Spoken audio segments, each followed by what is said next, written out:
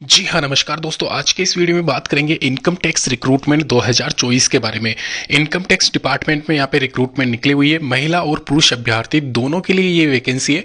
इसके अलावा दोस्तों यहाँ पे मैं क्लियर कर देना चाहता हूँ, ये जो वैकेंसी है ये 3 से 4 महीने में कंप्लीट करवा ली जाएगी यहाँ पे। और यहाँ पे बोर्ड के द्वारा ये भी साफ साफ लिखा हुआ है कि इस एग्जामिनेशन के लिए फ्रेशर्स के लिए यहाँ पे सबसे अच्छी अपॉर्चुनिटीज ये होने वाली है, क्योंकि यहाँ पे 12th क्लास अगर आपका चल रहा है या फिर ग्रेजुएशन कंप्लीट नहीं हुई है, फाइनल ईयर चल रहा है, तो भी आप आवेदन कर सकते हो।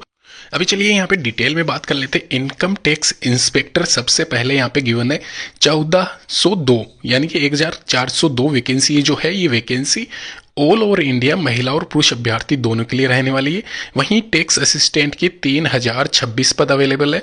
इसके साथ ही साथ मल्टीटास्किंग स्टाफ के 3131 पद अवेलेबल है।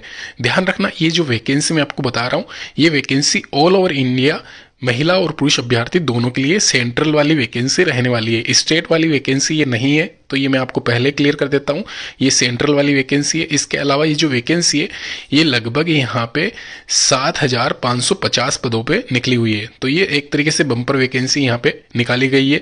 और यह वैकेंसी पिछली बार भी यहाँ पे निकाली गई थी। अगर आपने नोटिस किया होगा, रिसेंट ईयर में जो वैकेंसी थी उसकी जो कट ऑफ गई थी, वो कट ऑफ यहाँ पे 65% के आसपास फाइनल यहाँ पे सिलेक्शन हो गया था। अगर मैं बात करूँ यहाँ पे जनरल कैटेगरी का, तो ये यहाँ पे इसमें कट ऑफ ज़्यादा जाती नहीं है। इसका मैं आपको पहले ही क्लियर कर देता हूँ।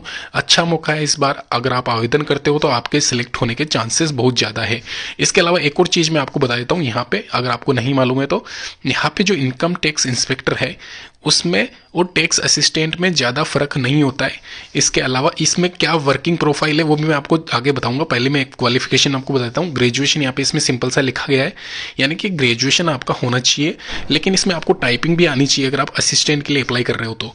और इसके साथ ही साथ एमटीएस के लिए अगर आप आवेदन कर रहे हो तो आपको 10th क्लास पास होना अनिवार्य है, यानी कि 10वीं क्लास वाले एमटीएस के लिए एलिजिबल है और ग्रेजुएशन वाले इनकम टैक्स असिस्टेंट और टैक्स असिस्टेंट दोनों के लिए एलिजिबल है। अभी अगर यहाँ पे मैं आगे बात करूँ यहाँ पे इसकी वर्किंग प्रोफाइल के बारे में, तो यहाँ पे इनकम टैक्स इंस्पेक्टर जो वैकेंसी है पहली वाली इनकम टैक्स वाली, वह वैकेंसी फील्ड वाली जॉब है। यानी कि एक तरीके से जो इनकम टैक्स के छापे पड़ते हैं या फिर कहीं पे आपको ऑडिट करने जाना होता है या फिर अलग अलग काम होते हैं, तो डेस्क वर्क नहीं है। ये टैक्स असिस्टेंट वाला भी जो ये वैकेंसी मैं बता रहा हूँ, ये कई 2 प्रकार की होती है। एक तो डेस्क जॉब वाली होती है और एक यहाँ पे फील्ड वर्क वाली होती है। तो ये सारी जो वैकेंसीज मैं बता रहा हूँ, एमटीएस को छोड़ के सारी वैकेंसीज यहाँ पे फील्ड वाली जॉब है। एक तरीके से आपको ऑफिस में नहीं बैठना है, इसमें खाली आपको मतलब जब भी कोई रेड पड़ती है या फिर कुछ भी होता है तो आपको उनके साथ जाना है असिस्टेंट बन के, अगर असिस्टेंट बने हो तो। और इनकम टैक्स इंस्पेक्टर वाली जो पहले वाली पद है वो भी एक तरीके से असिस्टेंट वाली ही होने वाली है, तो ये भी आप थोड़ा सा ध्यान रखें।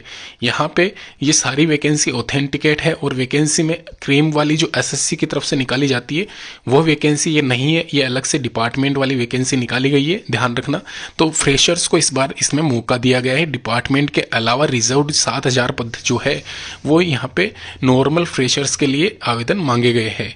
इसके अलावा मैंने आपको बता दिया है जो कट ऑफ गई थी पिछली बार, इतनी ज़्यादा गई नहीं है। एलिजिबल अगर आप हो, आप आवेदन जरूर करें इसको एक बार।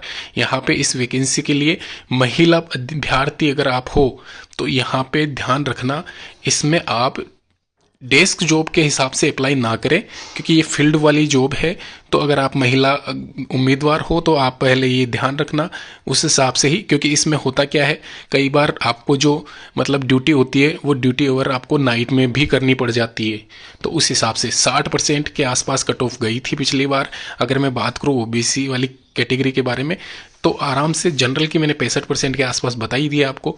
तो इतने नंबर आपके आराम से अच्छे हैं पास होने के लिए, इस एग्ज़ाम को निकालने के लिए।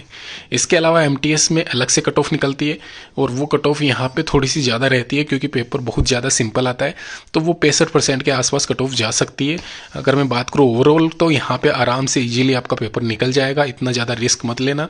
75% के आसपास कट ऑफ देखने को मिल सकती है। एमटीएस जनरल की पिछली बार ये 75% गई थी, तो इसलिए मैं आपको पहले ही क्लियर बता दूँ।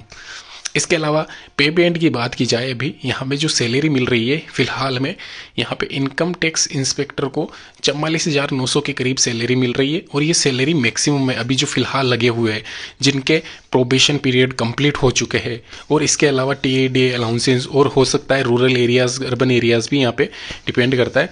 तो अच्छी खासी सैलरी नो डाउट यहाँ पे इसमें मिलती है। अगर आप स्टेनोग्राफर, वैसे तो वैकेंसी है नहीं इस बार इसमें, तो फिर भी मैंने इसमें बता दिया है आपको, अगर स्टेनोग्राफर भी अगर आप होते हो तो आपकी सैलरी स्टार्टिंग महीने की कितनी होती है वो यहाँ पे साफ साफ लिखा हुआ है। टैक्स असिस्टेंट की बात की जाए तो यहाँ पे टैक्स असिस्टेंट, MTS और स्टेनो की जो वैकेंसी देख रहे हो, वो वैकेंसी पहले महीने की प्रोबेशन के अलावा है।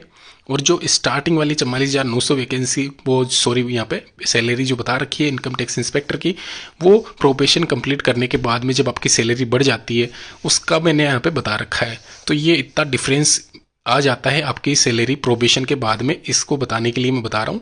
वैसे फिलहाल अगर आपकी प्रोबेशन में रहती है इनकम टैक्स इंस्पेक्टर की सैलरी, आपकी यहाँ पे लगभग ये मान के चलना 25,000 के अराउंड यहाँ पे रहेगी ये।